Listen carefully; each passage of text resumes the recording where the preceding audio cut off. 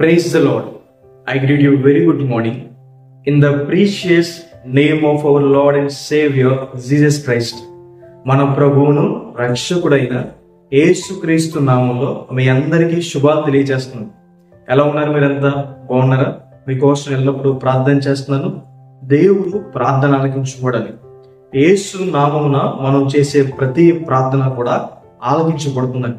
దేవుడు మధుర వచనాలతో తన ఆశ్చర్య కార్యాలతో మనకు ఉత్తరం ఇస్తారని, కాబట్టి పట్టుదల కలిగి ప్రార్థన చేయండి. ప్రతిరోజు కూడా బైబిల్ గ్రంథంలోంచి ఒక వాగ్దానం ధ్యానం చేస్తున్నాం కదా. ఈ రోజు కూడా ఒక వాగ్దానం ధ్యానం చేద్దాం. చూడండి, బైబిల్స్ ఉన్న వాళ్ళంతా ఓపెన్ చేయండి. కీర్తనల గ్రంథము 46వ అధ్యాయము 1వ వచనం. ఆపత్కాలమున ఆయన నమ్ముకొనదగిన సహాయకుడు. హల్లెలూయా. ఆపదలు అంటే అర్థం ఏంటంటే అనుకోకుండా వచ్చేది. అన్నీ బాగున్నాయి, ఇలా ఉంటే చాలు అనుకున్నప్పుడు ఏదో అనారోగ్యం, కష్టం, శ్రమ, జీవితం తారుమారైపోవడం, అలాంటి సందర్భంలో మనుషులు కానీ మన డబ్బు కానీ మనకి సహాయపడకపోవచ్చు. కానీ దేవుడు అలాంటి సందర్భంలో కూడా మనకి సహాయం చేస్తాడని. దేవునికి ఉన్న ఒక పేరు ఎబెనేజర్. ఎబెనేజరు అన్న మాటకు సహాయం చేసేవాడని. దేవుడు మనకి సహాయం చేయకపోతే ఏ దిక్కు నుంచి కూడా సహాయం మనకు దొరకదు. మనుషుల నుంచి కానీ, అధికారుల నుంచి కానీ, ఎక్కడి నుంచి కూడా మనకి సహాయం రాదు. కానీ దేవుడు సహాయం చేయాలనుకుంటే మనకి ఎక్కడి నుంచైనా సహాయం దొరుకుతుంది. కరువు కాలంలో ఏలియా గారిని పోషించడానికి దేవుడు కాకుల ద్వారా ఆహారం పంపించాడు. సారేపాతు అనే గ్రామంలో ఉన్న పేద విధవరాలని ఆశీర్వదించి ఏలియా గారిని పోషించాడు. సముద్రంలో మునిగిపోతున్న యోనా గారిని కాపాడడానికి ఒక పెద్ద చేపను దేవుడు పంపించాడు. యుద్ధంలో హిజ్కియా గారికి విజయాన్ని ఇవ్వడానికి తన దూతను పంపించాడు. శిష్యులు ఎక్కిన పడవ తుఫానుకు లోనైపోతుంటే దేవుడే స్వయంగా నడుచుకుంటా వచ్చి వారిని కాపాడాడు. మీ జీవితంలో మీరు ఎదుర్కొన్న సమస్యల్లో దేవుడు మీకు సహాయం చేస్తాడు. మనం చేయాల్సిన పని ఏంటంటే ప్రార్థన చేయడం. మనం ప్రార్థన చేయగా, ఎలుగెత్తి మొరపెట్టగా దేవుని సహాయాన్ని మనం పొందుకుంటాం.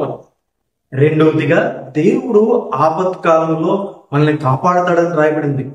కోడి తన పిల్లలను రెక్కలు చాపి ఇతర జంతువుల నుంచి ఎలా అయితే కాపాడుతుందో, దేవుడు మనకి అగ్ని ప్రాకారంగా ఉండి, మనకి కీడముగా ఉండి, మనము ఆపదల్లో నశించిపోకుండా దేవుడు మనల్ని కాపాడతాడు. మూడవదిగా, దేవుడు మనల్ని ఆపదల నుండి విడిపిస్తాడు. మీరు ఏ భారం అయితే భరిస్తున్నారో ఆ భారం నుండి దేవుడు మీకు విశ్రాంతిని దయచేస్తాడు. ఏ అనారోగ్యం గుండా వెళ్తున్నారో దేవుడు మీకు స్వస్థతను దయచేస్తాడు. ఏ అప్పుల బాధల గుండా వెళ్తున్నారో, ఏ లేవు గుండా వెళ్తున్నారో దేవుడు మిమ్మల్ని అక్కడిని విడిపించి సమృద్ధిని దేవుడు మీకు దయచేస్తాడు. పౌలు గారి జీవితంలో ఎన్ని ఆపదలు! ఆయన ఎక్కిన వాడ ఇరిగిపోయింది. ఆయన నమ్మిన వారే ఆయన మోసం చేశారు. స్వార్థ విషయంలో చెరసాలకు వెళ్ళాడు, దెబ్బలు తిన్నాడు. ప్రతి సందర్భంలో కూడా దేవుడే ఆయన్ని కాపాడుతూ, విడిపిస్తూ, సహాయం చేస్తూ వచ్చాడు.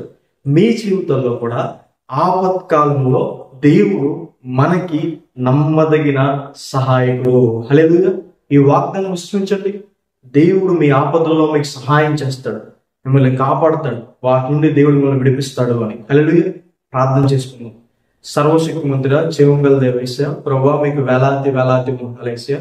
ఈ రోజు ఈ వాగ్దానం ద్వారా మాతో మాట్లాడినందుకు దేవా, ప్రభువా, మీకు వందనాలు. ప్రియులు ఎంతమంది అయితే ఈ వాగ్దానం వీక్షించారో ప్రభువా, వారి జీవితంలో మేలు చేయండి. మీ సహాయాన్ని సహకారాన్ని అందించండి ప్రభువా. యేసయ్యా, వారి వెళ్తున్న ఆపదల నుండి ప్రభువా విడిపించండి. వారి ప్రయాణంలో మీరు కాపాడండి ప్రభువా. యేసయ్యా, వారి వెళ్ళొచ్చిన రాకపోకలు మీ సహాయాన్ని దయచేయండి ప్రభువా. యేసయ్యా, ప్రతి అపాయకరమైన పరిస్థితి నుండి ప్రభువా వారి చుట్టూ మీ కంచె ఉంచుకునే దేవా ప్రతిమాలుకుంటున్నాం. మీ సహాయం వారికి దయచేయండి.